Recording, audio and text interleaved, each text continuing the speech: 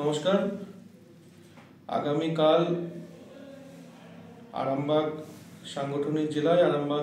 সাংগঠনিক জেলা কার্যালয়ে সদস্যতা অভিযানের বিশেষ কার্যক্রমে উপস্থিত হবেন আমাদের সবার প্রিয় নেতা, রাষ্ট্রীয় নেতা, আমাদের চলচ্চিত্র জগতের বিখ্যাত চলচ্চিত্র অভিনেতা এবং সম্প্রতি দাদা সাহেব ফালকে পুরস্কার প্রাপ্ত মাননীয় মিঠুন চক্রবর্তী মহাশয় আগামীকাল ঠিক 2:30টার সময় 2:30 দৌলতপুর জেলা কার্যালয়ে উপস্থিত হবে।